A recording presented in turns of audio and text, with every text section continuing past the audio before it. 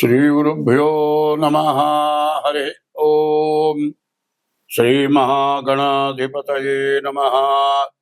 श्रीमहासरस्वत्यै नमः। श्रीगुरुभ्यो नमः। हरि ओम। अस्मद्गुरुः विद्यानन्दनाथ गुरुचरणारविन्दाभ्यां नमो नमः।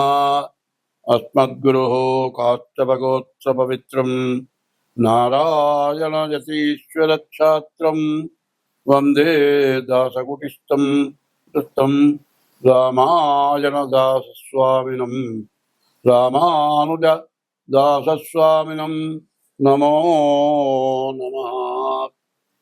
वन्दे शम्भुममापतिं सुरगुरुं वन्दे जगत्कारणं वन्दे पन्नगभूषणं मृगधरं वन्दे पशूनां पतिं वन्दे सूर्यशशाङ्कवक्निनयनं वन्दे मुकुन्दप्रियं वन्दे भक्तजनाश्रयं च वरदं वन्दे शिवं शङ्करं श्रीमन्नामपयोदश्यामधरा भृल्लराम जगदभिराम रामा जनकाम महोद्धाम गुणस्तोम धाम दशरथ राम निराटवनाटमुలకు పోరాటం బిట్టుగలిగే పురుషోత్తముచే నారాటమిట్లు మానను ఘోరాట విలోలి భద్రకుంజరమునకున్ శ్రీరామ రామయనతును ఏ మానవుడైన గాలి ఏర్పడ మదిలో ఆరామ విభుని దలచిన కారాకులు డొల్లినట్లు కర్మము డొల్లు. ఓం నమో భగవతే నారాయణాయ. ఓం నమో భగవతే వాసుదేవాయ. ఓంకారమంత్ర సంయుక్తం నిత్యం ధ్యాయంతి యోగినః కామదం మోక్షదం తస్మై ఓంకారాయ నమో నమః. నమస్తే దేవదేవేశ నమస్తే పరమేశ్వర నమస్తే వృషభారూఢ నకారాయ నమో నమః. మహాదేవం మహాత్మానం మహాపాతకనాశనం మహాపాపహరం వందే మకారాయ నమో నమః. శివం శాంతం జగన్నాథం లోకానుగ్రహకారణం శివమేకపరం నిత్యం శికారాయ నమో నమః. వాహనం వృషభో యస్య వాసుకీ కంఠభూషణం వామే శక్తిధరం వందే బకారాయ నమో నమః. యత్ర కుత్ర స్థితం దేవం సర్వవ్యాపినమీశ్వరం యల్లింగం పూజయేన్నిత్యం యకారాయ నమో నమః.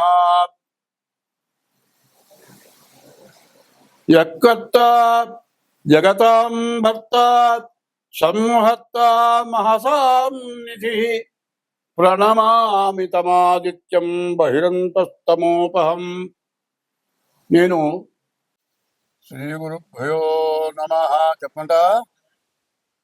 శ్రీ గురుభ్యో నమః. హరి ఓం. శ్రీ మహాగణాధిపతయే నమః. శ్రీ మహాసరస్వత్యై నమః.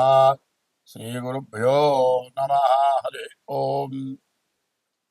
2025 సంవత్సరం సెప్టెంబర్ నెల 1 నుంచి 30 వరకు ముందుగా 1వ రాశి మేషరాశి ఫలితాలు చెప్పుకున్నాం. ఈ మేషరాశికి గ్రహస్థితి ఎట్లా ఉంది? అయితే వివాహం కావడానికి బాగా మంచి అవకాశం ఉందండి. వివాహం మాత్రం జరుగుతుంది. అయితే ఇక్కడ పెద్ద దెబ్బ కొడుతుందేమో భయంగా ఉంది. ఎందుకంటే పెద్దవాళ్ళు నిర్ణయం చేస్తే పర్వాలేదు, సొంత నిర్ణయం మాత్రం తీసుకోవద్దు. ఎక్కడో అమ్మాయి దొరికింది, అమ్మాయితో నాతో మాట్లాడింది, అమ్మాయి చాలా మంచిగా మాట్లాడింది, అమ్మాయి పెళ్లి చేసుకుంటానంది, అమ్మాయి కూడా బాగుంది, అమ్మాయి నచ్చింది, మేమిద్దరం చేసుకుందాం అనుకున్నాం, మరి మేము పెళ్లి చేసుకుంటాం అని ఇంటికి పోయి చెబితే వాళ్ళేం చేస్తారు, ముందు పంతులను అడుగుదాం అని నా బుట్టాన్ని అడుగుతారు. అడిగితే నేను ఏం చెబుతానంటే, ఇప్పుడు మీ అబ్బాయి ప్రేమించాను పెళ్లి చేసుకుంటా అన్నాడు కదా, బాగా లేదు అని చెప్పాను అనుకో, మానుకుంటాడా? యావైనా సరే ఆ అమ్మాయినే చేసుకుంటానంటున్నాడు అంటారు పెద్దవాళ్ళు.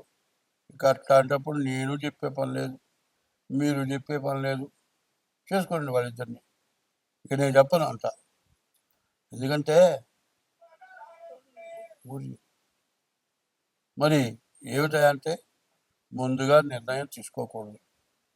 ఒకవేళ నిజంగా మీరు ప్రేమించుకున్నారు, ప్రేమించుకుండే ముందే మీ ఇద్దరు జాతకాలు కలిసినయా లేవా, పెళ్లికి పనికొస్తుందా లేదా, 1-4 చోట్ల వెళ్ళి, పెద్దవాళ్ళ దగ్గరికి వెళ్ళి, బాగా తెలిసిన వాళ్ళ దగ్గరికి వెళ్ళి, మీ ఇద్దరికి కలుస్తుందంటే ప్రేమించుకోండి,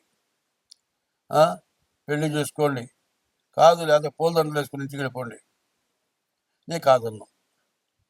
అక్కడ కులమా మతమా ఇవన్నీ నేను అడగను. అందరూ మనుషులే కాదంటలే, అన్ని మతాలు కూడా మంచి చెప్పేవే కాదంటలే. మతం మంచి చెబుతోంది కానీ మనుషులు మాత్రం నా మతమే మంచిది, ఇంకో మతం మంచిది కాదు అని మనుషులు అంటున్నారు. కాబట్టి ఎవరైనా సరే మతాన్ని నిందించకూడదు. ఎవరి మతం వాళ్ళది, ఎవరి మతం గొప్ప వాళ్ళది, ఎవరి మతం వాళ్ళకి బాగా ఇష్టం, ఆ దేవుడు బాగా ఇష్టం, ఆ దేవుడు వాళ్ళకి ఉపయోగపడుతున్నాడు కాబట్టి నీ దేవుడిని నువ్వు నమ్ముకో. అట్లాగే పెళ్లి చూసుకోవాలంటే ముందు మీ ఇద్దరు కలిసిందా లేదా, మీ ఇద్దరు పెళ్లి చేసుకుంటానికి పరిస్థితి బాగుందా లేదా చూసుకున్న తర్వాత నిర్ణయం తీసుకోండి. అట్లా కాదండి, ఆ అమ్మాయి బాగా డాక్టర్ చేస్తుంది, నేను కూడా డాక్టర్ని, మీ ఇద్దరం బాగా సంపాదించుకుంటాం, అమెరికా వెళ్తాం, బాగా సంపాదిస్తాం, మరి కాబట్టి మేము ఇద్దరం చేసుకుంటాం అంటే ఎవరు కాదంటారు? మీకు ఇద్దరికి కలవకపోతే మీరు అమెరికా కాదు, మీరిద్దరు కలిసి కూడా ఉండలేరు. ఎవరి దారి వాళ్ళది, పెళ్ళిన మర్నాడే నీ దారి నీది, ఆమె దారి ఆమెది, ఆమె కోర్టుకెక్కుతుంది, ముందు అనుకున్న మాటలు ఏమీ ఉండవు. కాబట్టి అట్లాంటివి రాకుండా ఉండటానికి మంచి తెలియజేయటానికే మా ధర్మం. ఈ రాశి వాళ్ళకి డబ్బులు బాగా వస్తాయి, డబ్బులు వచ్చే పరిస్థితి బాగా ఉంది, డబ్బులు బాగా రావటానికి మంచి టైము. మరి భూమి ఇల్లు కొనుక్కుంటానికి వీలుంది. మీకు అంతకుముందు రావాల్సిన డబ్బులు ఏమన్నా ఉంటే మీకు ఎగ్గొడతానికి రావాలనుకున్న డబ్బులు కూడా మీ డబ్బులు మీకు వస్తాయి. అందువల్ల ఆదాయం బాగుంది, ఇల్లు కొనుక్కుంటారు, పెళ్లి చేసుకుంటానికి అవకాశం ఉంది, బాగా సంపాదన ఉంది. కానీ వివాహం విద్యనాశాయ సర్వనాశాయ శోభనం అన్నారు. వివాహం విద్యకు కానీ, ధర్మానికి కానీ, తల్లిదండ్రులకు అన్నం పెట్టడానికి కానీ, మంచిగా బతకటానికి కానీ, నలుగురిలో మంచి అనిపించుకోవడానికి కానీ, వచ్చిన కోడలు మహా ఇల్లాలండి అని అనిపించుకుంటానికి కానీ, వివాహంలో సమస్యలు రాకుండా జాగ్రత్త పడాలి.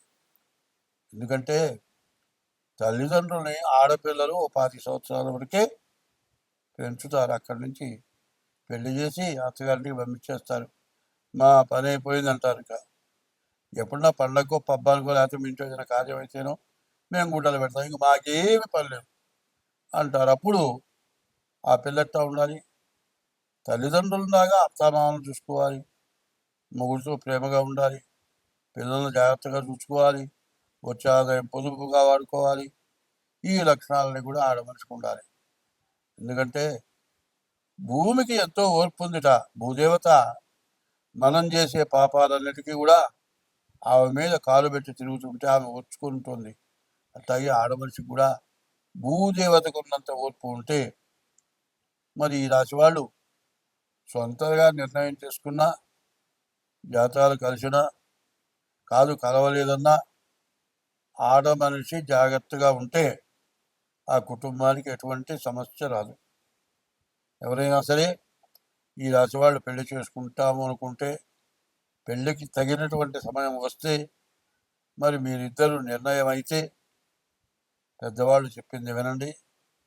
మీరు జీవితాంతం సుఖంగా ఆనందంగా బతుకుతారు. స్వస్తి. మార్చి 30వ తారీఖు సంవత్సరాది పండుగ రోజున 6 గ్రహాలు ఒక చోట చేరినాయి. షడ్గ్రహ కూటమి చేరింది. దీనివల్ల రకరకాలైన సమస్యలు, రకరకాలైన బాధలు, మరి ప్రకృతి తాండవం, ప్రకృతి విపత్తులు ఇవన్నీ కూడా జరుగుతాయి. అందరం బాధపడతాం. ఇదంతా ఎందుకు జరుగుతుంది అంటే, ఒకప్పుడు పుణ్యమే ఎక్కువగా ఉండేది. పాపం హరించడానికి అన్నదానం చేసేవాళ్ళు. ప్రతి ఇంటి ముందు కూడా ఒక అరుగు, అక్కడ ఒక చెట్టు, బాగా చెట్టు పెరిగి ఆ అరుగు మీద కూర్చున్న వాళ్ళకి నీడనిచ్చేది. అటువంటి అరుగులు ఎందుకు వేసేవాళ్ళంటే, మధ్యాహ్నం తను భోజనం చేసే టైంకి ఎవరైనా అతిథి వస్తే ఆయన శ్రీ మహావిష్ణువుతో సమానమని, ఎవరైనా వస్తారేమో అని ఎదురు చూసి గృహస్థ అయినటువంటి వాడు, గృహస్థ అంటే వివాహం చేసుకొని భార్య పిల్లలతో ఉన్నటువంటి వాడిని గృహస్థు అంటారు. అటువంటి గృహస్థు కనీసం వాకిట్లోకి వెళ్ళి చూచి ఆ అరుగు మీద ఎవరన్నా కూర్చున్నారేమో చూచి, ప్రతి వాళ్ళు కూడా పూర్వం పల్లెటూళ్ళల్లో కానీ బస్తీలో కానీ ఇంటి ముందు సింహద్వారాలకి బయట గేటుకి ఈ పక్క ఆ పక్క అరుగు, ఈ పక్క ఆ పక్క ఒక చెట్టు ఉండేది. అయితే గృహస్థైనటువంటి వాడు ఎప్పుడు కూడా ఎవరికైనా పెట్టి తను తినాలి. మరి ఎవరు దొరకకపోతే మూగ జీవాలు ఉన్నాయి, కుక్కలు, ఆవులు, మరి సాత్విక జీవరాశులు. గోవు సాత్విక జీవరాశి. అదే కాదు, దాని నుంచి ప్రాణవాయువు వస్తుంది. మరి ఆ ఆవు ఉన్న చోట ఎటువంటి క్షుద్ర జీవాలు, పాములు, తేళ్లు ఇట్లాంటివన్నీ కూడా రాకుండా ఉంటాయి. అందుకోసమని ఆవుల్ని మేపటం, ఆవులకి ఆహారం పెట్టడం. తను తినబోయే ముందు వాకిట్లోకి వెళ్ళి ఎవరైనా సరాసరి వచ్చి అన్నం పెట్టమంటే లేదనే ప్రసక్తి లేదు. అట్లా కాదు, బయటికి పోతే ఆ రోజుల్లో బస్సులు, రైళ్ళు, మరి ఇట్లాంటివి లేవు, కార్లు, సైకిళ్ళు, మరి 2 వీలర్స్ లేవు. ఒక ఊరి నుంచి ఒక ఊరికి నడిచి ప్రయాణం చేసేవాళ్ళు. అట్లా వస్తుండగా మరి 20 కిలోమీటర్లు, 30 కిలోమీటర్లు బయలుదేరి నడిచి ఒక ఊరి నుంచి ఒక ఊరికి వెళ్ళేవాడు. మరి అన్నం మూట కట్టుకొచ్చుకుంది మధ్యలోనే అయిపోతుంది. మళ్ళీ కొంత దూరం వెళ్ళేవాడికి ఆకలి అవుతుంది. నడవటం మీద ఇంకా ఆకలి పెరుగుతుంది. చివరికి ఎక్కడన్నా కాస్త మంచినీళ్ళు తాగి ఎవరి వాకిట ముందు అరుగు మీద కూర్చుంటే ఆ గృహస్థ అయిన వాడు చూసి, నాయన ఎక్కడికి పోతున్నావు, అన్నం తిన్నావా అని అడిగి పిలిచి అన్నం పెట్టేవాడు. అది ఎందుకు అనేది కొద్దిగా తెలియాలి. అన్నదానాన్ని మించిన దానం లేదు, తల్లిదండ్రుల కంటే మించిన దైవం లేదు. సత్యము, శీలత, ధర్మము, వీటిని మించినటువంటి ధర్మాలు లేవు. ఇవి సత్యము, శీలత, ధర్మం అనేది అది గొప్ప తపస్సు కింద లెక్క.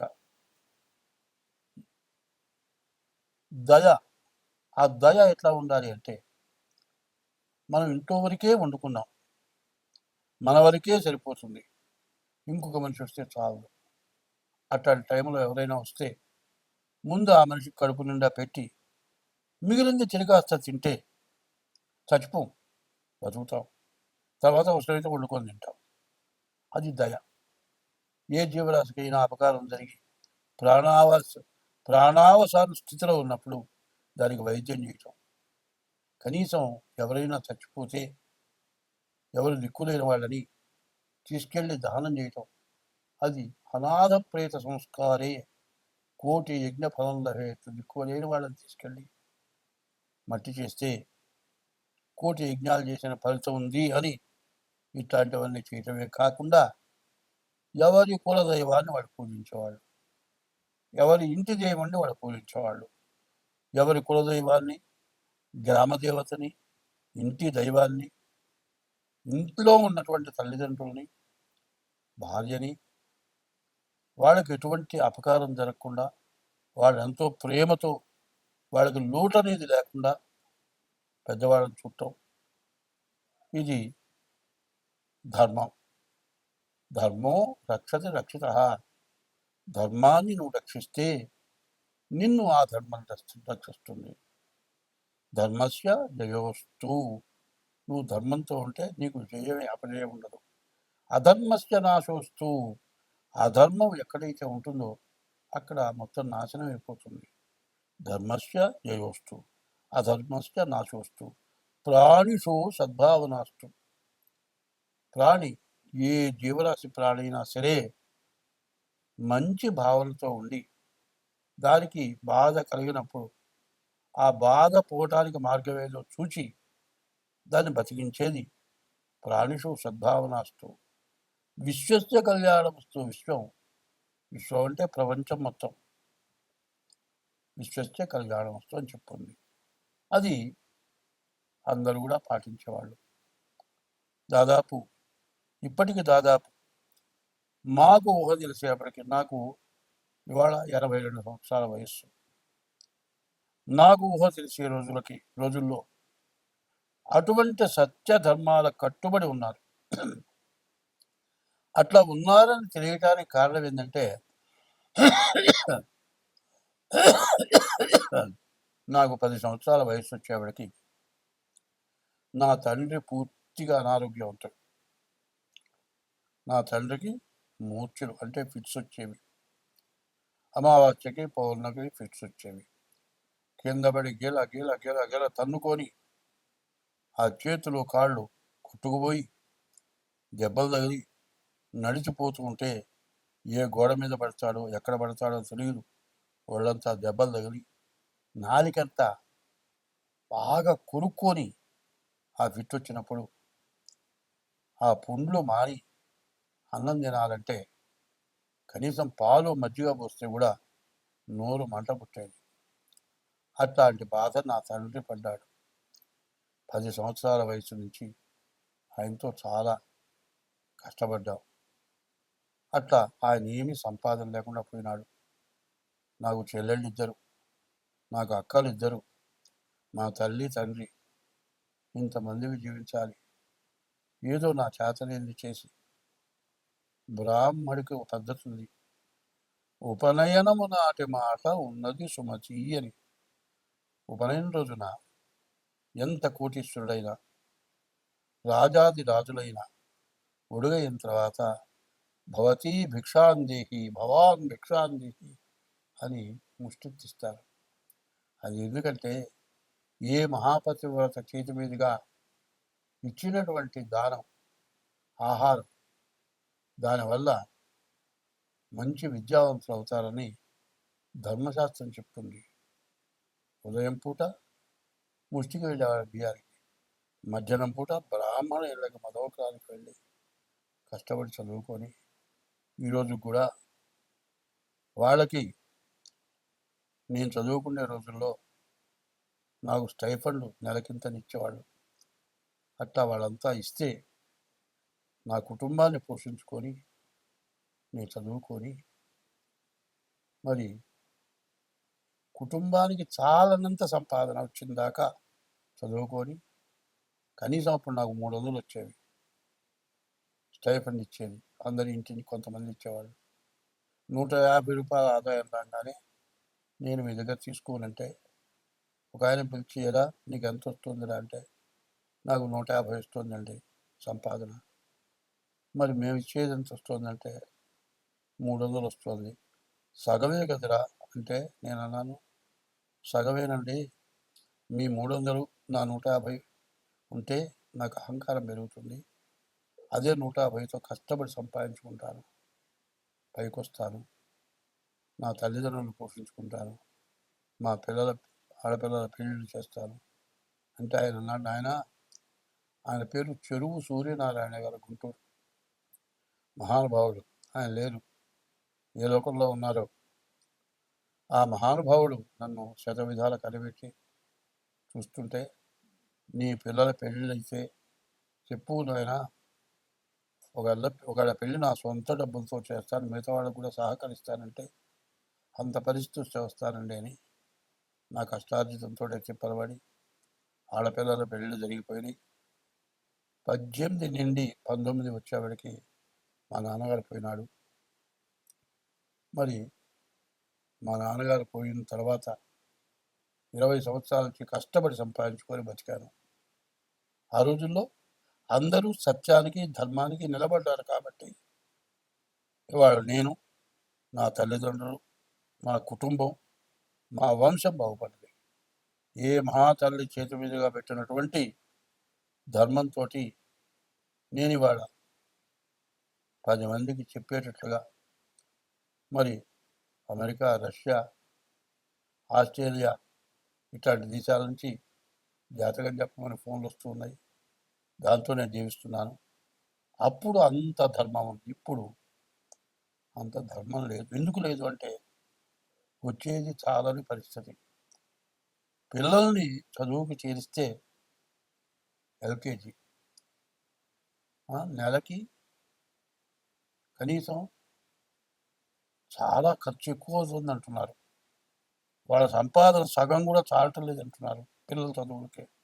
అంత కష్టమైంది రోజుల్లో దోచుకొని తింటే కానీ బతకలేనటువంటి పరిస్థితులు ఏర్పడి చాలక అధర్మమైన సంపాదన సంపాదించుకుంటూ రకరకాలైన ఎటువంటి అధర్మమైన పనులైనా చేసి సంపాదించుకొని బతుకుతూ బాధలు పడుతూ ఉన్నారు.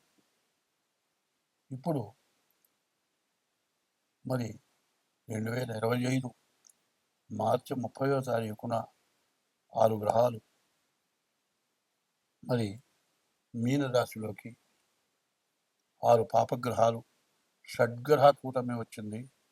దీనివల్ల చాలా బాధలు పడతారు. కాబట్టి ఎవరికి వాళ్ళు మీ డేట్ ఆఫ్ బర్త్ ద్వారా మీ జాతకం చూపించుకోండి. మీ జాతకరీత్యా దోషాలు ఉంటే వాటికి చేయించుకోండి. పాపగ్రహాల వీక్షణ వల్ల చాలా రకాల బాధలు వస్తాయి. మనం ఏమి చేయకుండానే మనం బాధలు పడాల్సి వస్తుంది అని చెప్పటం జరిగింది. అట్లా చెబితే కూడా కొంతమంది విమర్శించడం జరిగింది. జ్యోతిష్యం చెప్పబోయా అంటే తలకిందులైపోతుంది, గందరగోళాలు అవుతాయి, చాలా బాధలు పడతావు, ప్రకృతి వల్ల బాధలు వస్తాయి అని ఇవన్నీ నేను ఎవరు చెప్పమన్నారు? నాకు ఫోన్లు వచ్చినాయి. చూడండి, ఉత్తర కాశీ, హరిద్వార్, ఋషికేశ్. ఋషికేశ్ అంటే ఋషులు ఉండేటువంటి స్థలం. హరిద్వార్ అంటే విష్ణుమూర్తి యొక్క పాదాలు. హరిద్వార్ కైలాసంలో ఈశ్వరుడు ఉన్నాడు. ఈశ్వరుడు నెత్తిన గంగ ఉంది. ఆ గంగ హరిద్వార్ పాదాల దగ్గరకు వచ్చి గంగ పడ్డది. గంగ పుటక అక్కడి నుంచి వచ్చింది. హరిద్వార్ మునిగిపోయింది. హరిద్వారు మరి ఋషికేశు, అమర్నాథ్ ఇవన్నీ కూడా వరదల వల్ల బిల్డింగులు పడిపోయి ఎంతోమంది జనం చచ్చిపోయి ఒక మరి ఉత్తర దేశమే కాదు, దక్షిణ దేశం, ఉత్తర దేశం అటు ఇటు దక్షిణ దేశం, ఆఖరి కాశీ కూడా మరి ఊరంతా నీళ్ళు వచ్చేసినాయి. ఇప్పుడు చూడండి, విజయవాడ అంటే బాగా మెరుగైన స్థలం. ఇంతవరకు ఇంత జలాన్ని మనం ఎప్పుడు చూడలే. ఇంత పరిస్థితులు రావటానికి కారణం ఏమిటి అని మనం ఆలోచించుకుందాం. ధర్మో రక్షతి రక్షిత. ధర్మాన్ని నువ్వు రక్షిస్తే నిన్ను ధర్మం రక్షిస్తుంది. ధర్మం రక్షించాలి అంటే ఏం చేయాలి అనేది ఇదివరకు చెప్పారు, ఇప్పుడు కూడా చెబుతూ ఉన్నా. ధర్మాన్ని రక్షించాలి అంటే అందరికీ తెలిసిందే. ఓం నమో భగవతే వాసుదేవాయ, ఓం నమో నారాయణాయ, ఓం నమ శివాయ, ఓం గం గణపతయే నమ, శ్రీమాత్రే నమ. ఇట్లాంటి మహామంత్రాలు ఇవి. రోజు 1-2 గంటలు మనం చేసే వృత్తిలో విద్యక్కర్లా, చదువక్కర్లా, సంతకం పెట్టడం చేత కాకపోయినా వినవాలా, ఈ చెప్పిన మంత్రాలు గుర్తుపెట్టుకోండి. రోజు 2 గంటల పాటు మనం చేస్తే ఈ ఉపద్రవాలు బిల్డింగులు కొట్టుకుపోయినాయి, జనంలో దాంట్లో పడిపోయినారు, శవాలు దొరకలేదు, కనీసం ఎవరు చచ్చిపోయినారో ఎవరు బతుకున్నారో తెలియనటువంటి పరిస్థితికి వచ్చాము. ఇవన్నీ రావటానికి కారణం ఏమిటంటే కన్యారాశిలో కుజుడు, మీనరాశిలో శని, వక్రించిన శని. శని కుజులు సమసప్తకం అన్నారు. ఈ సమసప్తకంలో ఉండటం చేత ఇటువంటి ఉపద్రవాలన్నీ వచ్చి ఈ పాపగ్రహాల వల్ల మనకు అనేక సమస్యలు, అనేక రకమైన బాధలు. మరి ఇది సెప్టెంబర్ 13 వరకు కుజుడు కన్యలో ఉంటాడు. సెప్టెంబర్ 13కి కన్య నుంచి తులకి కుజుడు వస్తాడు. అంతవరకు సరే. ఈ నీరు కొత్త నీరు వచ్చింది. మరి నీరంతా చెట్లు చావలు అన్నీ కూడా మునిగిపోయినాయి, అన్నీ మునిగెత్తిపోయినాయి, అన్నీ కుళ్ళిపోయినాయి, రకరకాలైన జీవరాశులు ఉద్భవించినాయి. నీరంతా కలుషితమైపోయింది, తాగే నీరు కాలుష్యమైపోయింది, తినడానికి ఆఖరికి కూరగాయలు లేవు. ఎంత కష్టాల్లో మనం ఉన్నాం. ఒక్కసారి నమస్కారం చేసి చెబుతున్నా, నన్ను విమర్శించబాకండి, బాగా ఆలోచించండి. ఎందుకంటే ఈ సమసప్తమంలో శని కుజులు ఉండటం చేత ఇట్లాంటి బాధలు, విపరీతమైన బాధలు వచ్చినాయి. దీన్ని నేనే కాదు, చాలామంది పెద్దవాళ్ళు చెప్పారు. అది ఇప్పుడున్న పరిస్థితి ఏమిటంటే ఎవరికి వాళ్ళు తెల్లవారు లేవంగానే బ్రతుకు కోసం, జీవనాధారం కోసం ఎవరి వృత్తి వాళ్ళు చేయటంలోనే తయారైపోయినారు. పిల్లల చదువు, అంతులేని విపరీతమైన చదువు పూర్తయిన దాకా బాధ, చదువైన తర్వాత ఉద్యోగం కోసం బాధ, ఉద్యోగం వచ్చిన తర్వాత వివాహం దగ్గర బాధ, అన్నీ బాధలే తయారైపోయినాయి. ఈ బాధల్లో పడి ఏమి మర్చిపోకూడదో అది మర్చిపోయినాం. దైవాన్ని ఎప్పుడూ ప్రార్థించాలి. హనుమాన్ చాలీసా ఉంది, తులసీదాస్ గారు రాశాడు. రోజుకి 11 సార్లు చొప్పున 40 రోజులు హనుమాన్ చాలీసా చేస్తే మీరు ఏది కోరుకుంటారో అది అవుతుందని చెప్పండి. మరి ఇట్లాంటి సమయంలో కాదు, హనుమాన్ చాలీసా ఒకళ్ళు కూర్చొని రోజు 11 సార్లు చేయొచ్చు. ఓం నమో భగవతే వాసుదేవాయ, ఓం నమో నారాయణాయ, ఓం నమ శివాయ, శ్రీమాత్రే నమ, ఓం గం గణపతయే నమ. ఇట్లా మరి విష్ణు సహస్రంలో హరే రామ రామ రామ హరే హరే, హరే కృష్ణ కృష్ణ కృష్ణ హరే హరే, ఇది షోడశనామాని కలి కల్మషనాశనం. హరేర్నామ హరేర్నామైవ కేవలం కలవు నాస్త్యేవ గతిరంజద అనేవన్నీ చెప్పున్నాయి. ఇప్పుడు ఈ చెప్పిందంతా ఒక్కసారి విని వదలవద్దు, 1కి 10 సార్లు వినండి. నేను చెప్పిన ఈ మంత్రాలని అక్షరాలు రాని వాళ్ళు వచ్చిన వాళ్ళ దగ్గర కాగితం మీద రాయించుకొని, అక్షరం వచ్చిన వాళ్ళకంటే అక్షరం రాని వాళ్ళు చాలా జ్ఞానం ఉన్న వాళ్ళు ఉన్నారు. పూర్వజన్మ స్మృతంతో జ్ఞానం కలిగి ఉన్నారు. మరి అందరూ కూడా ఈ భగవంతుడి యొక్క నామస్మరణ చేయటం, హరి అచ్యుత అనంత గోవింద నారాయణ హరి, ఈ నామాలు చాలా విశేషమైన నామాలు. మా పెద్దవాళ్ళు ఎప్పుడూ స్మరణ చేసేవాళ్ళు. రామతారక మహామంత్రం ఉంది, ఆంజనేయ మహామంత్రం ఉంది. ఇవన్నీ గురువు దగ్గర ఉపదేశం చేసుకొని మేమంతా అనుష్ఠానం చేశాం. ఇప్పుడైనా ఎవరి పని వాళ్ళు చేసుకోండి. కనీసం తెల్లవారుచావున 1 గంట ముందు, సూర్యోదయానికి ముందు లేవండి. నేను చెప్పిన మంత్రాల్లో మీకు ఇష్టమైన మంత్రం 1-2 గంటలు స్మరించండి. కళ్ళు మూసుకొని 2 ఆలోచన లేకుండా చేయండి. మనకున్నటువంటి మరి సెప్టెంబర్ 13 దాకా ఈ వరదలు పెరిగిపోయి ఇప్పుడు ఇండియా అయిపోయింది, పాకిస్తాన్ కొట్టుకుపోతుంది అంటున్నారు. ప్రపంచ దేశాలను కూడా అల్లకల్లోలమయ్యే పరిస్థితులు కనబడుతున్నాయి. కాబట్టి అందరం బాగుండాలి, శత్రువుని మంచిగా చూడాలి. ఒక మాట చెప్పింది, ఉపకారికి ఉపకారము విపరీతముగా దుషేయ వివరింపంగా, అపకారికి ఉపకారము నెపమెన్న కచేయువాడు నేర్పరి సుమతి అనుంది. అట్లా చేయటం. తర్వాత మృతియును జీవనంబునివి మేదిని లోపల జీవకోటికి సతతము సంభవించు సహజంబిది చోర హుతాశ సర్ప సంహతులను దప్పి ఆగటను పంచతనందడి ఎట్టి జీవుడున్ వేతలను పూర్వపుణ్య బల వేదనలొందుచుకుంటునిప్పుడు ఆగామి సంచితా ప్రారంభాలు.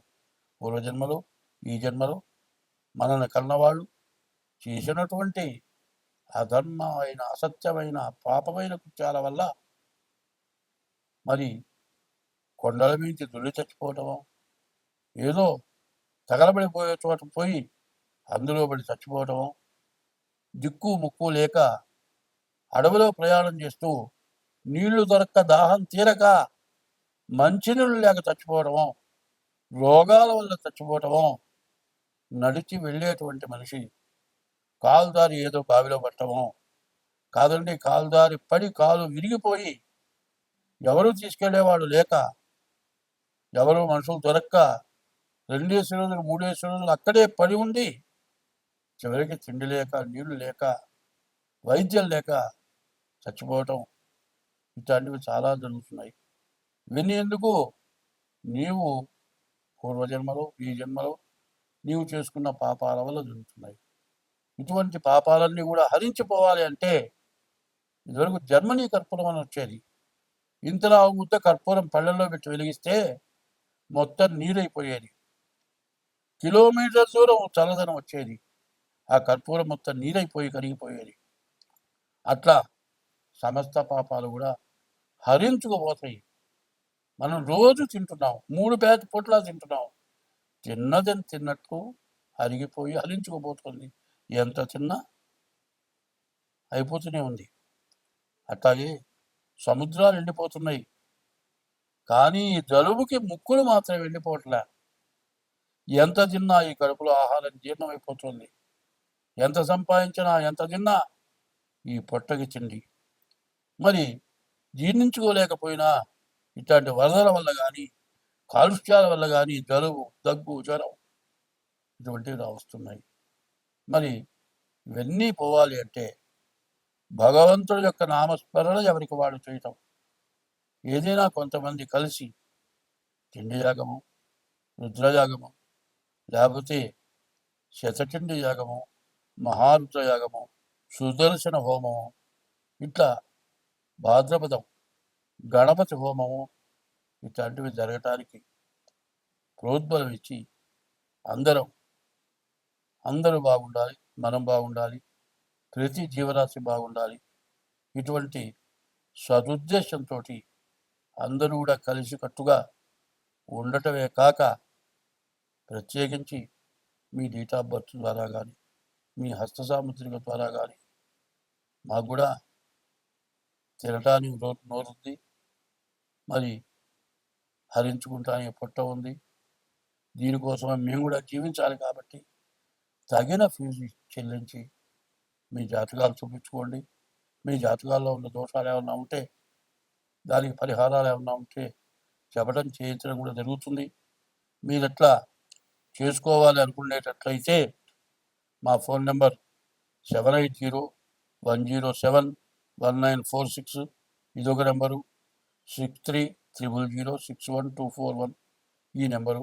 ఈ 2 నెంబర్లలో ఏ నెంబర్కైనా ఫోన్ చేసి మాతో సంప్రదించి తగిన ఫీజు చెల్లించి మీ జాతకం చెప్పించుకొని ఈ కష్ట సమయం నుంచి అందరం బయటపడాలి అనే ఉద్దేశంతో చెబుతూ ఉన్నది.